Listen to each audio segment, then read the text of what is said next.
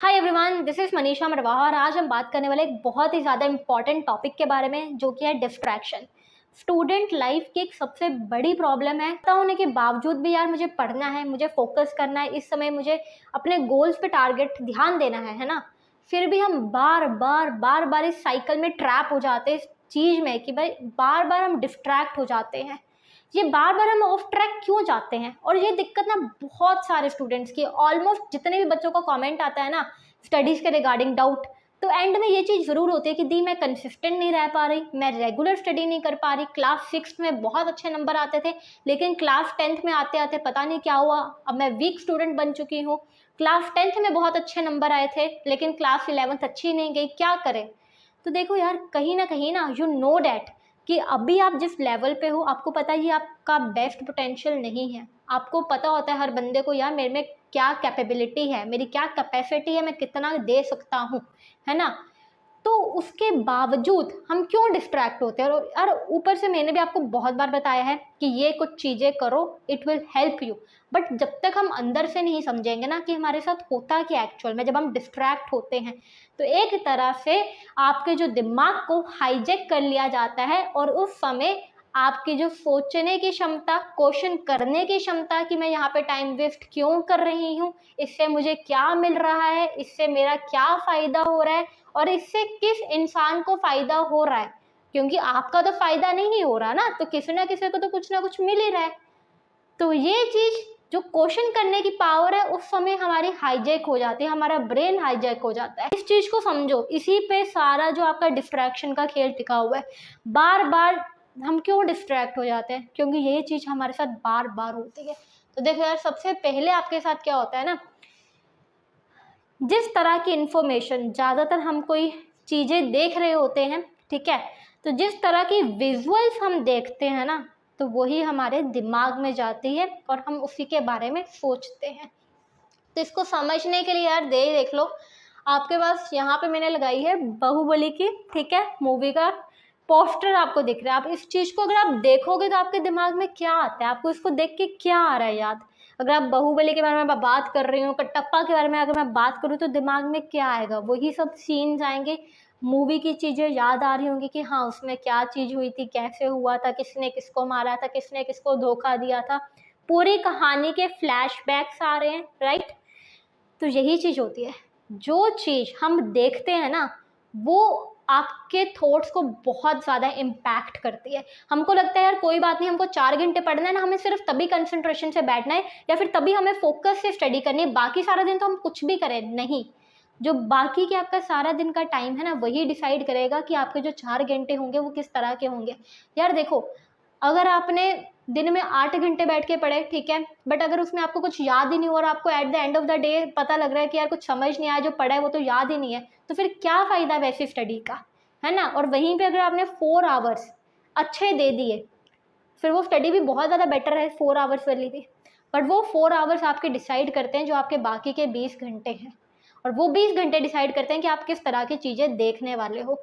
अगर आप इस तरह का कंटेंट कंज्यूम करोगे, जैसे कि कोई वेब सीरीज होगी, कोई मार कुटाई वाली चीज़ें, कोई ऐसी चीज़ें, बेसिकली अगर आप देखोगे ना सारी चीज़ें जो भी हम वेब सीरीज देखते हैं उसमें 4-5 तरह की चीज़ें होती है। फाइटिंग सीन्स होते हैं, ठीक है, इमोशनल चीज़ें होती हैं, या फिर आपके पास आ जाते हैं धोखा, झूठ, लड़ाइयाँ, रिवेंज, बदला, ठीक है, थ्रिलर। यही सब चीज़ें जो है आपके इमोशंस पे अटैक करती हैं और फिर हम उस चीज़ से हुक्ड अप हो जाते हैं, चाहे वो कोई मूवी हो, कोई सीरियल हो, कोई ड्रामा हो, कोई वेब सीरीज हो, यही चीज़ें आपको उसमें देखने को मिलेंगी।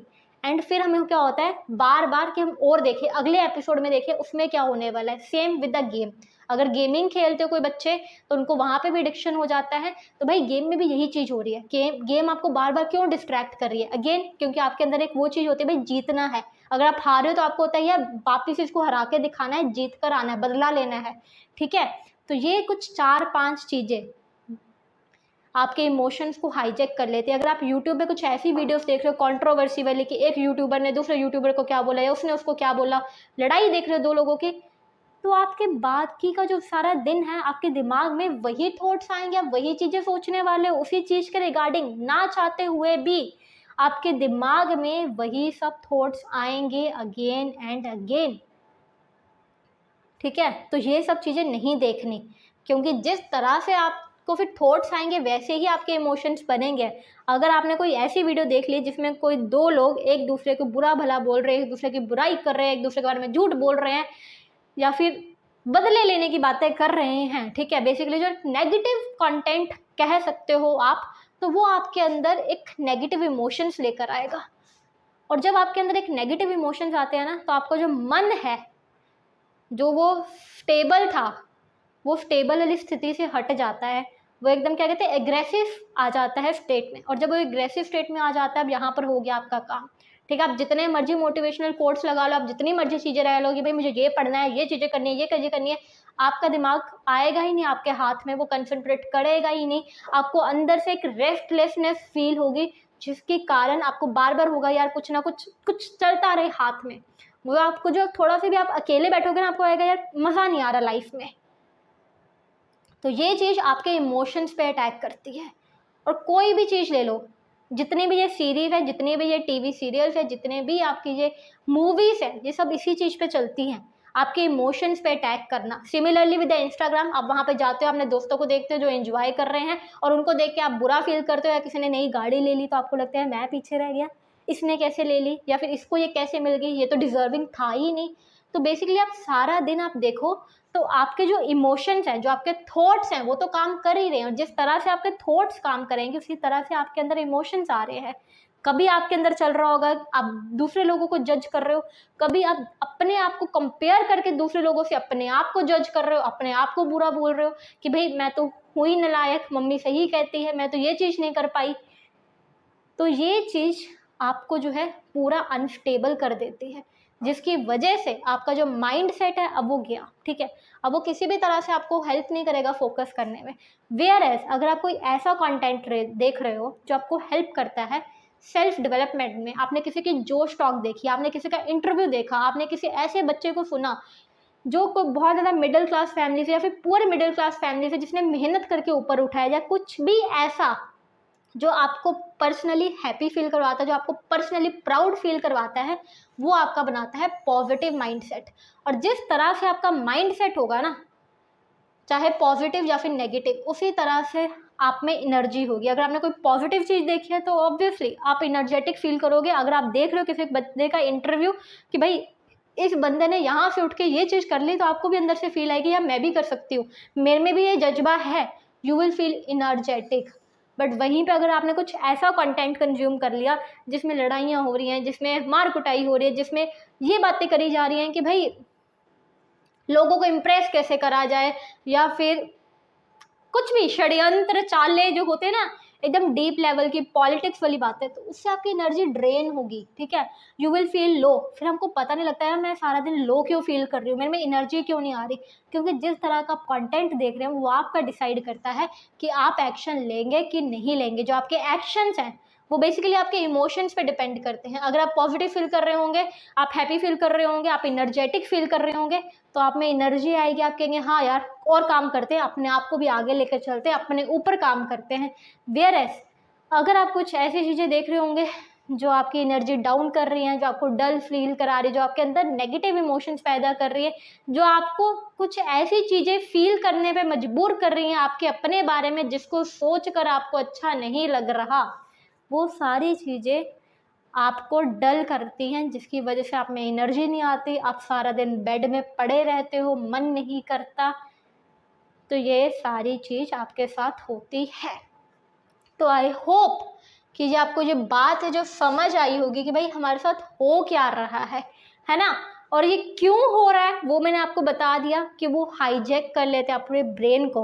अब नेक्स्ट टाइम जब भी आप कोई वीडियो देखोगे ना, तो ये चीज़ याद रखना, जब भी आप कोई कंटेंट कंज्यूम करोगे, रिमेंबर दिस थिंग, क्या ये मैं जो वीडियो देख रही हूँ या मुझे हेल्प करने वाली किसी भी तरीके से, जो ये मैं इन्फॉर्मेशन, जो ये मैं वीडियो विजुअल्स जो मैं अपने दिमाग में डालने वाली, जो मेरे दिमाग को हाईली लेवल पे इम्पैक्ट करने वाली है, जो चीज़ें मेरे अगले पूरे 24 घंटे का टाइम डिसाइड करेंगी, शेड्यूल डिसाइड करेंगी कि मैं एनर्जेटिक होंगी, कि मैं पढ़ूंगी कि नहीं पढ़ूंगी, कि मैं टाइम वेस्ट करूंगी, तो डिसाइड कर लेना कि भाई ये चीज़ देखने लायक है कि नहीं है, ठीक है।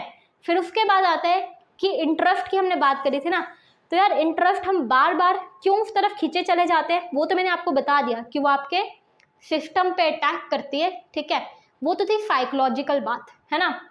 अब सिस्टम से अपने आप को बचाना भी है, और वो चीज़ जो मैंने अभी आपको समझाई, हर समय जब भी आप याद करोगे ना कि मेरे साथ ये चीज़ें होने वाली है, तो एम आई रेडी अपने आप को स्टेट में बार बार डालने के लिए जिसमें मुझे इतनी ज़्यादा तकलीफ होती है, तो आप वो कंटेंट कंज्यूम नहीं करोगे। अगर आप समझदार हो तो आपके ये वीडियो जो है ना आपको बहुत ज़्यादा हेल्प करने वाली है। अगर नहीं समझोगे तो फिर जब टाइम आएगा तब आपको समझ लगेंगे, और तब तक सच में जो पिछला टाइम बहुत ज़्यादा बर्बाद हो चुका होगा।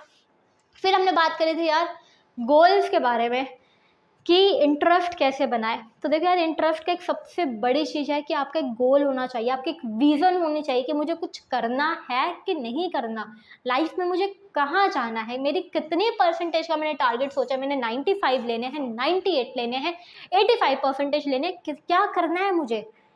जब आपके पास एक गोल होता है ना, एक विज़न होता है, तो जब अगली बार आपके हाथ में फ़ोन में कोई भी आपको मसालेदार चीज़ दिख रही होगी, आपका मन कर रहा होगा यार ये चीज़ देखनी है, तो आपके दिमाग में एक चॉइस आती है, ये चीज़ चाहिए कि ये चीज़ चाहिए। ये चीज़ जो आपके 2-3 दिन खराब करेगी, आपका पूरा माइंड एकदम रेस्टलेस कर देगा कि ये चीज़ जो आपको आगे बढ़ाने वाली है, ठीक है। तो एक जो है ना गोल को, इस पर भी हम एक डिटेल में वीडियो बनाएंगे कि भाई what is the power of goal. हमने इस वर्ल्ड को ना बहुत ही ज़्यादा आसान कर दिया है कि भाई गोल, सिंपल सा गोल, विज़न, ठीक है, कुछ होना चाहिए। इसकी एक बहुत बड़ी अहमियत है, ठीक है, इस पर हम अलग से वीडियो में बात करेंगे।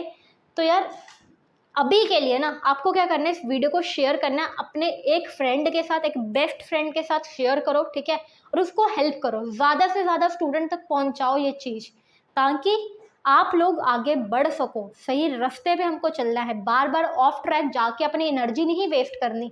ये जो पूरा 15-15 दिन निकल जाते हैं, हफ्ता हफ्ता हम नहीं पढ़ते इसी वजह से, क्योंकि हम ऑफ ट्रैक चले जाते हैं।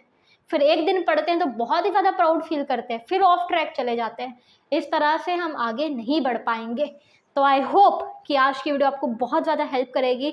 तो अगर हो सके तो गाइस एक लाइक कर देना वीडियो को, क्योंकि वो मुझे अच्छा लगता है कि हाँ यार, बच्चों से जो मैंने बात करी, जो मैंने उनको बताने की कोशिश करी है, उनको समझ आया है ना। सब्सक्राइब कर दोगे और भी अच्छा लगेगा, ठीक है। चलो जी, till then bye bye, take care. Next video में हम बात करेंगे कि स्टडी को इंटरेस्टिंग कैसे बनाना है, किस तरह से एक्चुअल में सही तरीके से पढ़ना किस तरह से है।